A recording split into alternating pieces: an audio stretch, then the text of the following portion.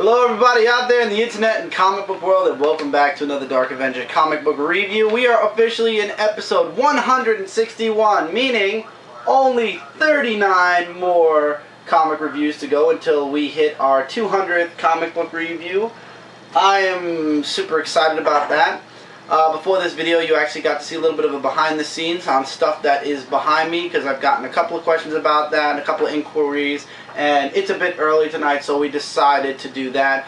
But now we are in the comic review, and I mentioned this in the behind the scenes video. You guys are going to notice Sentinel doesn't wave anymore. Sentinel will be permanently holding this sign, and this sign is CR, comicrelated.com. And I'm proud to announce that I will be a proud working contributor to comicrelated.com, and you're going to be seeing Sentinel hold this sign indefinitely in the background. So for those of you that are interested, I will be posting the link as soon as I catch up on descriptions with all my videos, which I promise you guys I am going to work really hard in doing in the coming week. But it is going to be an added link in my description below. I might actually purposely start the descriptions from this episode and go down, and from there on you're going to be seeing from here, this episode forward, you'll be seeing comicrelated.com in the links below. So if you are curious what Comic Related is, you can go to comicrelated.com, link is as I said below, and check it out. It is a review site for news and reviews and everything for comic books, video games, what have you. Believe me, it's an awesome site, awesome people that work on it. Please definitely go check out Comic Related after checking this video out. And if you're viewing this video on Comic Related, because here's the other news, for those of you that are watching on YouTube, my comic reviews will be being posted on Comic Related now, So if you are viewing this through Comic Related, hi, I'm Chris. And yeah, I'm on YouTube. And I'm surprised you found me here and not on YouTube, especially if you're looking for reviews. But hey, it's a pleasure to see you. Welcome to the Dark Avenger Comic Book Reviews, and hello to all you new people out there in Comic Related, that watch Comic Related. And we are now reviewing books from the last week of November, November 28th. 28th, thank you. If I don't know where I'm now. Okay, November 28th, 2012. This is the last comic review that will not have a extra part at the end where I'll be reviewing books that I read digitally.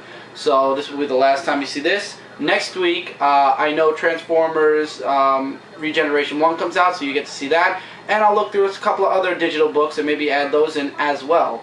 Especially if it's a light week in digital books, I'll definitely find other books to add in so you guys have a little bit of something extra.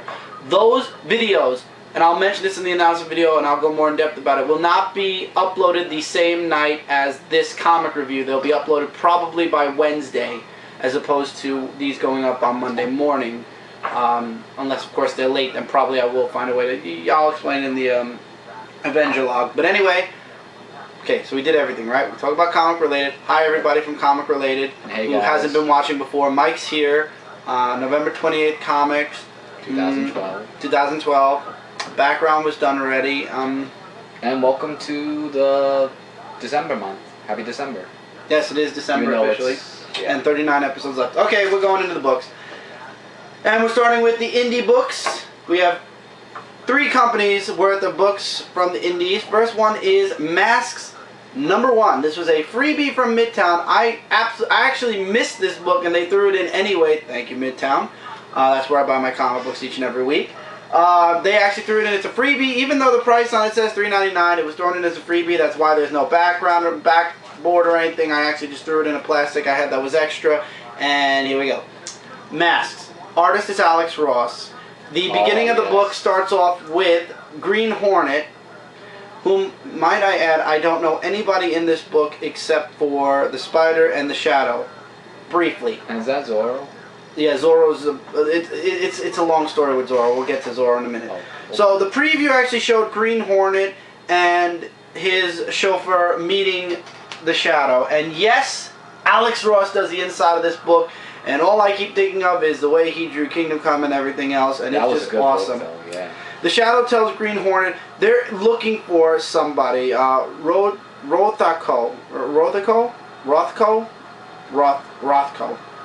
And he actually says, he sends them to a place, and he says, you'll meet somebody there and things will come to light. And he actually sends them to meet himself, Lamont Cranston. And I don't believe that Green Hornet knows about the whole Shadow being Lamont Cranston. So, actually, he's leaving, and this guy gets arrested for just walking down the street and not having a place to live or anything. Wow. Basically, you learn in this book that that the system is corrupt, completely corrupt. Law is corrupt, but justice is what matters, and that's what the Shadow and Green Hornet are looking to bring, justice to these people. And this guy gets arrested, and we don't know why, and this was an awesome splash page. It turns out he's an artist, and I'll make you a bet this is the guy that will become Zorro in the present day, because we all know Zorro's from the past. So 2-to-1, this guy is going to become somebody in the future. And then there's this nice March of Time page where it makes you feel like you're watching on TV this thing. And then we go to the jury, the court, where they're trying to send away the man they picked up on the street. And the guy's like, I can't do this. And the judge is like, then I'll find you in contempt. And he's like, fine. Point out that the law is broken. Why do you want to throw me in jail? Because I'm pointing out your law is broken. And refuse to prosecute a kid who's guilty of nothing except being poor and brown. Yeah, there's racism. This is a book from the 19-somethings, so yeah, it is. So the law system throws in a new tax, and if the people don't pay it right away, they're going to be prosecuted immediately. And that's when the Shadow and Green Hornet show up, and they go after the police. And Green Hornet's kind of reluctant towards it, but Shadow says we have to dispense some justice, and then you just get this fight scene, and they're trying to stop the officers. It's just not working, and then out of nowhere, and this is the final page. Excuse me. The spider shows up, and that's where it's to be continued. This book is off the wall, amazing, and here's like the ton of #1 covers. The first 4 covers A through D are the freebies that Midtown was sending. There's also a Shadow wraparound. I'm sure they're going to have all the characters as wraparounds. You can get your store, your comic store's name here, and they actually list all the comic stores that do it. You have sketch covers, ultra rare covers, hand painted covers, red covers, black covers, baby covers. Yes, there's a baby cover. No, it's not by Scotty Young, no. You got this crazy amount of covers. So would you say this is more like reminding you about Avengers or Justice League? Sort of. Neither. It's its own entity. Oh. It's like their own. You could say it's like a Justice League, though. They're getting together to stand for justice. This was an awesome book. It's a freebie at Midtown. If you guys can't find it at your local comic shops for free, go to midtowncomics.com. Issue #1 is free. I would definitely say to check this book out. It was amazing and worth, in my opinion, the $3.99. I will be checking out Masks all the way. This is the only Dynamite book I'll be picking up all the way through until the end, unless I put it to I move it to my digital reviews, which I might. It depends. But this series is awesome, and I would highly recommend you check it out. And that's from Dynamite. Now we're in Dark Horse. Yes, Dark Horse is back finally, and you know what that means, right? Star Wars Dawn of the Jedi, Chapter 2, Prisoner of Bogan, Issue 1 of 4. I hope I'm right. It's another miniseries, but it just keeps coming. And this was awesome. Same artwork, just awesome, amazing artwork. The very beginning of the book gives you a sum up of what happened in the last story arc. And I can't pronounce his name. It's X-E-S-H. Let me see. Ish. Or Hish. Whatever. Hish. He's on Bogan. He's a prisoner now because the council believes he's dangerous and that he's mad. So he meets up with another man whom also the council sent to Bogan as in exile until he agrees that he didn't see what he saw because he had these dreams, these premonitions about swords on fire and stuff like that, and that's actually what happens in the future. But they think he's mad, so they send him to Bogan. The artwork's really good. Artwork's amazing. Then we jump back to the others from the issue, from the story before, and they're saying they're pissed off that they think that the masters are completely ignoring them also with their visions and stuff, and that they could help Ikshi, or however you pronounce it, and he can, he could stay with them and train with them. That's basically what they're questioning throughout the entire book, all the other characters. I forgot what this man's name is. I know they said his name, but maybe he says who he is in the very beginning of his meeting, and we'll see. Yeah, Dajan, and he explains his story here with his flashback about how he had his visions of the future, and they exiled him. The Masters exiled him there until he was willing to renounce all the things he said, and he's not. And then he actually makes a drawing of the Jedi lightsaber, which they're not calling it a lightsaber yet because this is the dawn of the Jedi. So he wants. Ikshi says he can make another one because the man wants him to actually. He wants to see it so he could show the elders and say, "Hey, look, I was right." But the problem is the ship that they have, that the guy found, the power cells are down on it. But apparently Ikshi, who is obviously a really strong Jedi, he has a way of powering the ship back up, and he actually does, and they take off, and they actually leave off there. However, Bogan actually says after, these names are really hilarious, Ikshi teaches him, or makes him another fire saber, or force saber is what they're calling it. He doesn't know if he might kill him or get rid of him. And that's the end of part 1. I'll be in-depthly reviewing this probably on Dark Avenger Inc. as well. But this was a gigantically awesome read. I love the first volume of The Dawn of the Jedi. If you're a Star Wars fan, you'll absolutely be checking this out. If you're not, you won't, but I would suggest you do. It's a fun read, and it's something new. It's outside of, it's no Yoda, no Darth Vader, anything like this. Is before all that, and it's just really good. Okay, before things get shot to hell in Ghostbusters issue 15, everything comes to a head. The Smashers basically have been exterminating all of these ghosts, and they've been disappearing, and it makes them look like the good guys. However, finally the ghosts reform, and Manhattan gets taken literally, quite literally, by storm. It just throws you right into the action. Page 1 of the book. And Egon's friend actually realizes he has to let Death free, and if he lets Death free, of course he's going to die, but this is how the world is going to be saved. And then they're in, oh god, what was his name? Walter Peck's office, and Walter Peck is... You almost forgot his name. Yeah! How do you forget He's bashing on the Ghost Smashers and saying that they have to figure out a way to capture all the ghosts. This woman, whose name is Jenny, has this thing for Ray. You can see that happening here. Giggity. Well, she has a giggity thing for Ray, you know? And they finally, the Ghostbusters come up with a plan to try to trap the ghost cloud. The artwork is really good in this book. I'm loving Ghostbusters until, of course, they get captured, and then the new series starts, and I'll be pissed off. And, yeah. So they trap the ghosts, and they think it's over. The ghosts break free of the traps.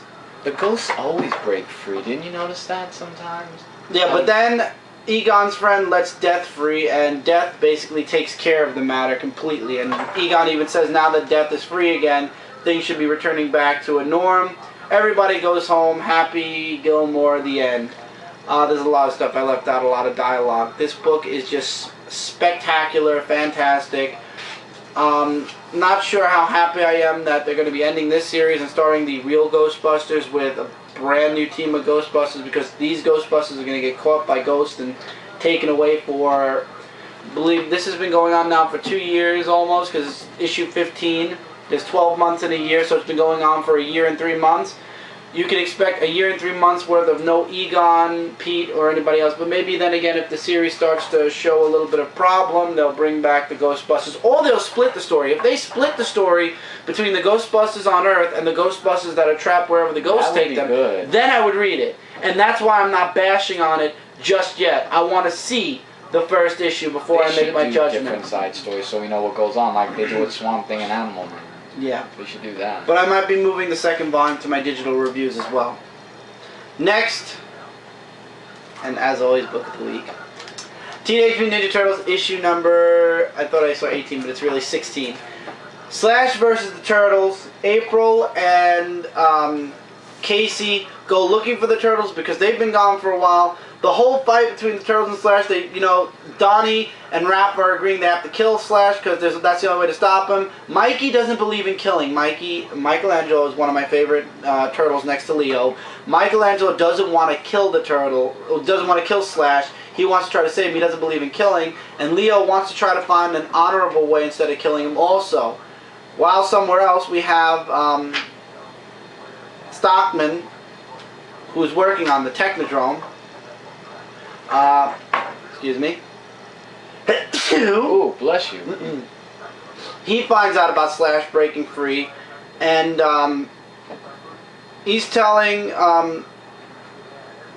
Mr. Allen, or Professor Allen, that I've been away for what, a couple of weeks, and all this is happening. He's like, you better fix this matter and whatever, and he's like, don't worry about it. Nobody will trace it to us. But then Stockman says, it's okay. You know what? He's gonna probably go after the Turtles, and it'll fix all of our problems once and for all. And then this is where Casey and April decide to go looking for the Turtles. And then the rest of the book is basically the Turtles versus Slash. And they're trying not to kill him. They don't want to kill him. But in the end, Slash makes a move that, yeah, I don't want to give a spoiler away. I'll show you guys in an in-depth comic review instead. And the Turtles basically get their own place finally. The one problem is Mikey's friend, Woody, actually doesn't want to see Mikey anymore. He leaves him a note saying, hey, amigo, don't think I can deal with the kind of stuff that follows you and your brothers around. I'll keep the pizzas coming, though. And this is where Splinter is explaining to Raph and Donnie about Mikey's, his wish is only to love and to be loved, which is very true. Mikey is a very, you can see, you feel bad for Mikey in this panel because he lost his friend now. And Leo, with honor, he explains to them how he's a ninja, but at the same time he's not completely cold and callous. And then in the end of the book, an enemy, a former enemy, whom we all thought was dead, isn't dead. And neither is Slash. Wow. I'll spoil that much. Excellent book. You can look over the artwork, as I said, throughout all these books from issue 12 all the way to 16. Or 13 all the way to 16, the 3 issues. 5 out of 5 stars. I'm sorry, even the artwork can't deter us. The 5 stars for this book. It's just an amazing book. I would highly recommend you check out Teenage Mutant Ninja Turtles. The story is officially over now, and we're going into the next story. I believe a new artist is coming on in another issue or 2. Fingers crossed. Oh God, fingers crossed. And I'll be doing an in-depth review of this book. If you want to know the last page, you can check it out there on Dark Avenger. Big 2. Batman Beyond Unlimited issue 10. Digital first books, or digital first stories that now come out in a big $3.99 book. First one is the Justice League Unlimited, where Terry is now Etrigan for a time. Etrigan's the one that actually, in the end, sort of saves the day. This story got kind of boring halfway through. It's like, oh, Etrigan saved the day, and then here's the spoiler of the whole book, the whole story. Jimmy Olsen dies. Jimmy Olsen? Jimmy dies. But I don't think it's a permanent thing, because when there's the funeral, and yeah, of course, Bruce saves Terry from being Etrigan, and Terry goes back to normal, don't worry. Superman actually says, I left you that watch. If you ever, if there's anything ever, like, in other words, it leaves it wide open for if they ever decide to bring Jimmy Olsen back. That's the way in, basically, the Superman watch. We then jump into the Watchtower, where they're talking about bringing the Justice League of America back, which is a good idea, Superman says, but they can't have it in space because they don't want to be worshipped as gods, and he doesn't want it in Metropolis because he wants to keep Metropolis, safe and out of harm's way. So next story, I guess we'll see what he's going to do there. We then jump into the actual Batman Beyond story. Terry is working with Dick, and Tim Drake actually goes to the Batcave. And he's going to be working behind the scenes at the computers. Bruce is in the hospital waiting for a transfer. However, he sees the what family is that?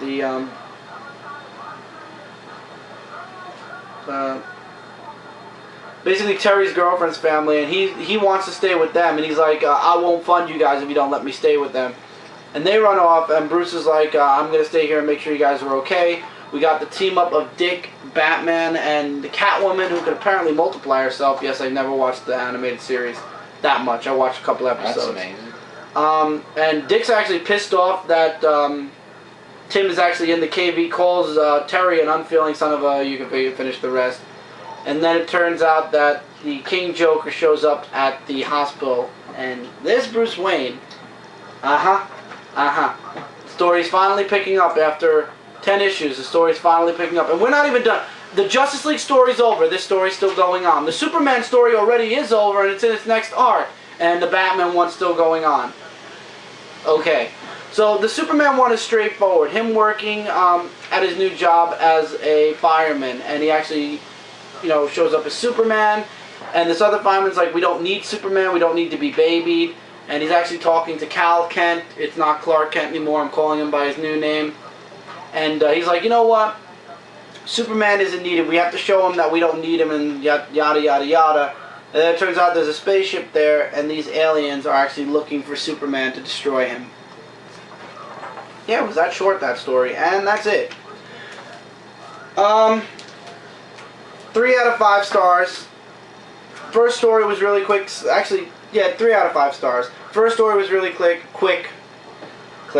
Very good. Okay. Click. First story was really quick. Second story, it's still going on. It's 10 issues later. Can we get through the first story arc now with Batman Beyond, please?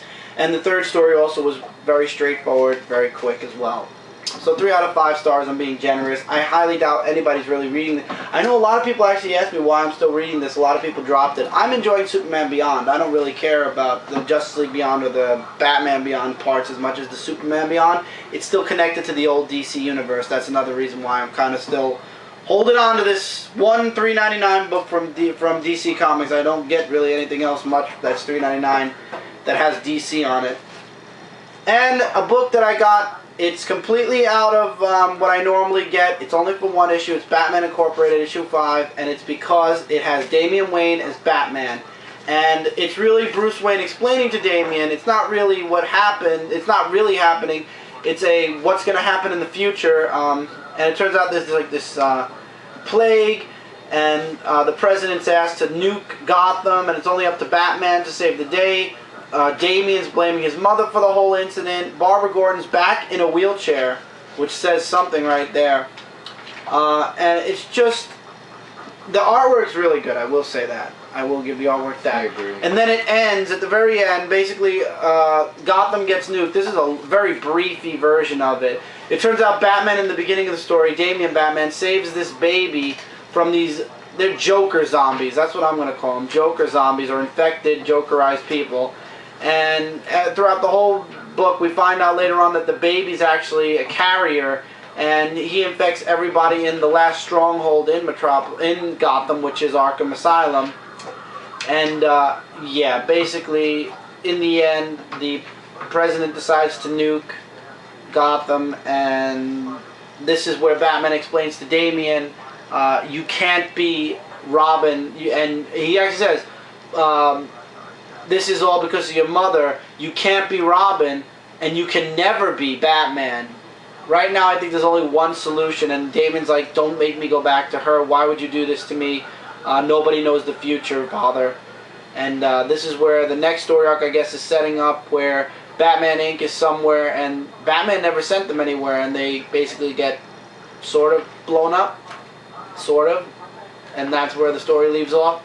I have no interest in seeing what the next part of the story really involves, because I really don't care that much about Batman Inc. However, I do like seeing Damian as Batman, and we all know that Batman's not going to get rid of Damian, and even if he tries, it's going to be a story arc, and then they're going to bring him right back in as Robin. So really, there's no point to worrying about Damian not being Robin, and even if he's not Robin anymore, Nightwing, Red Robin, Red Hood, he'll just become something else, and there'll be another Robin.